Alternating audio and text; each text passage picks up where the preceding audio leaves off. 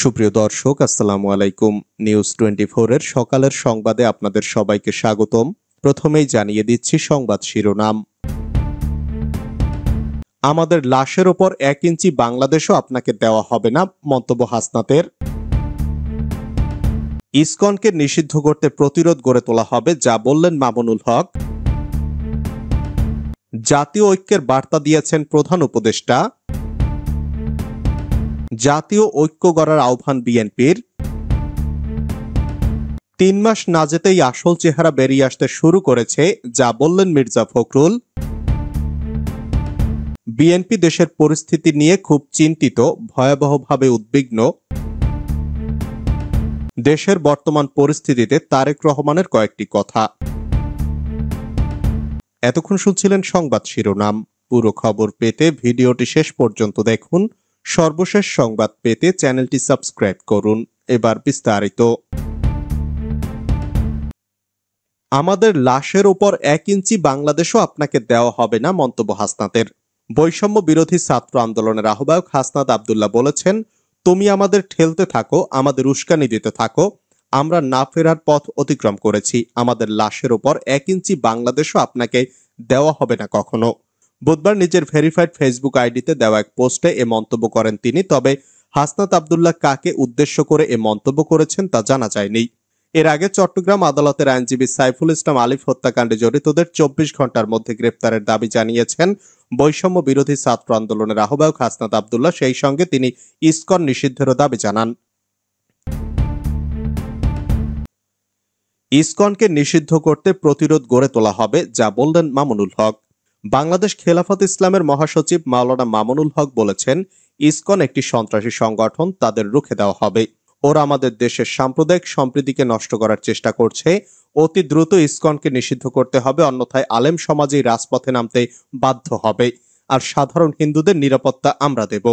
বুধবার বিকেলে ফরিদপুর সরকারি রাজেন্দ্র কলেজ মাঠে এক গণসমাবেশে প্রধান অতিথির বক্তব্যে তিনি এসব কথা বলেন।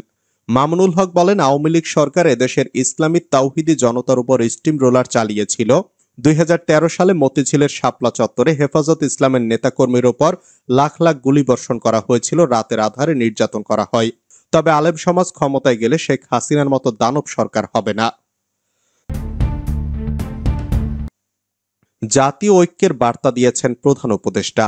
অন্তর্বর্তী সরকারের প্রধান উপদেষ্টা ডক্টর মোহাম্মদ ইউনূসের সঙ্গে বৈঠক করেছে বিএনপির মহাসচিব মির্জা ফখরুল ইসলাম আলমগীরের নেতৃত্বে প্রতিনিধি দল।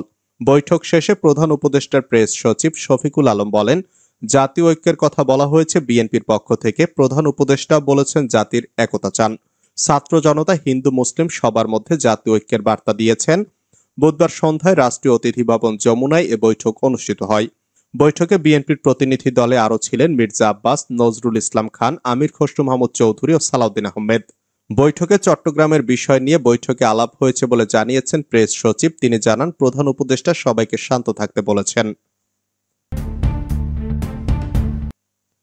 জাতীয় ঐক্য গড়ার আহ্বান বিএনপির। অন্তর্বর্তী সরকারের প্রধান উপদেষ্টা ডক্টর মোহাম্মদ ইউনূসের সঙ্গে বৈঠকে দেশের সব রাজনৈতিক দলের সঙ্গে বসে জাতীয় ঐক্য করার আহ্বান জানিয়েছে বিএনপি। এছাড়া দ্রুত নির্বাচনী রোডম্যাপ ঘোষণার আহ্বানও জানিয়েছে দলটি। বৈঠক শেষে বুধবার সন্ধ্যা 7:15 সাংবাদিকদের মুখোমুখি হন বিএনপি মহাসচিব মির্জা ফখরুল ইসলাম আলমগীর। তখন তিনি এসব কথা জানান। বিএনপি মহাসচিব বলেন, চলমান সংকট নিরসনে এ মুহূর্তে সবচেয়ে বেশি প্রয়োজন জাতীয় ঐক্য। আমাদের সামনে অনেক বড় চ্যালেঞ্জ রয়েছে। এই চ্যালেঞ্জ মোকাবেলা করার জন্য বিশেষ করে যারা বাংলাদেশের স্বাধীনতা সার্বভৌমত্বের প্রতি হুমকি হয়ে দাঁড়ায়, তাদের প্রতিহতের জন্য আমাদের অবশ্যই জাতীয় ঐক্য গড়ে তুলতে হবে। এর আগে অন্তর্বর্তী সরকারের প্রধান উপদেষ্টা ডক্টর মোহাম্মদ ইউনূসের সঙ্গে বৈঠকে বসে বিএনপির 5 সদস্যের একটি প্রতিনিধি দল। 3 মাস না যেতেই আসল চেহারা বেরিয়ে আসতে শুরু করেছে, মন্তব্য মির্জা ফখরুলের। 5ই আগস্টের বিপ্লবের 3 মাস না যেতেই আসল চেহারা বেরিয়ে আসতে শুরু করেছে বলে মন্তব্য করেছেন বিএনপির মহাসচিব মির্জা ফখরুল ইসলাম আলমগীর। গত কয়েকদিনে ঢাকা, চট্টগ্রাম সহ বিভিন্ন স্থানে বিক্ষোভ ও হানাহানির ঘটনায় গভীর উদ্বেগ প্রকাশ করে তিনি বলেছেন, এই চেহারা নিয়ে কোনোদিনই সাফল্য অর্জন করা যায় না। যতই বড় বড় কথা বলি, যতই লম্বা লম্বা বক্তৃতা করি, নিজের ঘরেই যদি বিভেদ থেকে যায়, আমরা সেটা কখনোই ঠিক করতে পারবো না।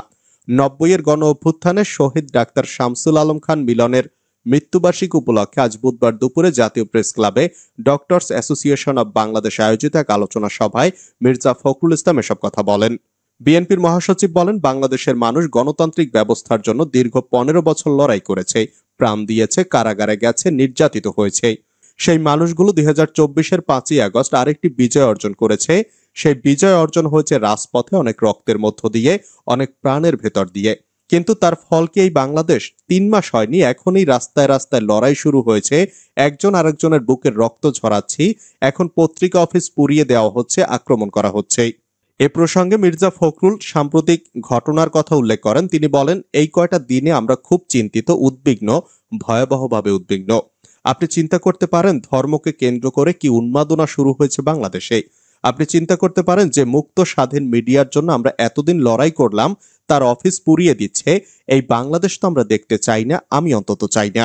বিএনপির মহাসচিব বলেন, কি উন্মাদনা! কিছু সংখ্যক মানুষ আছেন, আপনাদের সোশ্যাল মিডিয়া আমি দেখি না সহজে, কিন্তু যখন দেখি আতঙ্কিত হই। পুড়িয়ে দাও, জ্বালিয়ে দাও, এ ধরনের কথাবার্তা। চিন্তা করতে পারেন কোন জায়গায় নিয়ে যাচ্ছে বাংলাদেশকে।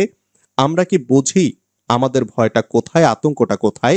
আমরা কি বুঝি আততায়ী কোথায় ছুরি নিয়ে দাঁড়িয়ে আছে আমাদের পেছনে? বুঝি না। বুঝলে এ ধরনের দায়িত্বহীন কথাবার্তা আমাদের মুখ দিয়ে বের হতো না।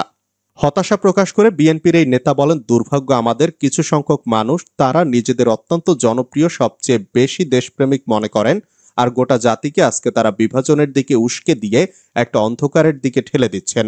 কারো নাম উল্লেখ না করে বিএনপি মহাসচিব উপস্থিত চিকিৎসকদের উদ্দেশ্যে বলেন, আপনারা গভীরভাবে চিন্তা করবেন। আমি কারো নাম বলবো না, কারো নাম বলতে চাই না। আপনারা ঠান্ডা মাথায় চিন্তা করবেন। যারা আজকে দেশকে বিভাজনের দিকে ঠেলছে, অনৈক্যের দিকে ঠেলছে, তারা আমাদের আসলে শত্রু না মিত্র, এই জিনিসগুলো বুঝতে হবে। আমি কথাগুলো ইচ্ছে করেই আজকে তুলে ধরলাম। যত দ্রুত সম্ভব নির্বাচনের রোডম্যাপ চায় বিএনপি। নির্বাচনের জন্য প্রয়োজনীয় সংস্কার সম্পন্ন করে যত দ্রুত সম্ভব নির্বাচনের রোডম্যাপ দেওয়ার আহ্বান জানিয়েছে বিএনপি। একই সঙ্গে সামগ্রিকভাবে সব রাজনৈতিক দলের সঙ্গে আলোচনা করে জাতীয় ঐক্য সৃষ্টির আহ্বানও জানিয়েছে দলটি। বুধবার রাতে রাজধানীর হেয়ার রোডে রাষ্ট্রীয় অতিথি ভবন যমুনায় প্রধান উপদেষ্টা ডক্টর মোহাম্মদ ইউনূসের সঙ্গে বৈঠকের পর বিএনপি মহাসচিব মির্জা ফখরুল ইসলাম আলমগীর সাংবাদিকদের একথা জানান। গত কয়েকদিনের ঘটনাবলী নিয়ে উদ্বেগ প্রকাশ করে সমস্যার দ্রুত সমাধানে ব্যবস্থা নিতে সরকারের প্রতি দাবি জানিয়ে তিনি বলেন, আজকে আমাদের আসার মূল উদ্দেশ্য ছিল সাম্প্রতিক উদ্ভূত পরিস্থিতি, বিশেষত কয়েকদিন ধরে আইনশৃঙ্খলা পরিস্থিতি, ইসকন পরিস্থিতি, ছাত্রদের কয়েকটি কলেজের সমস্যা, এই বিষয়গুলো নিয়ে দলের পক্ষ থেকে যে উদ্বেগ সেটা প্রধান উপদেষ্টাকে জানানো।